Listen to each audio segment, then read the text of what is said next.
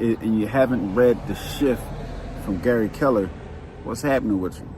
And this is probably the reason why most real estate agents are failing, man, because they don't do any education beyond getting their license.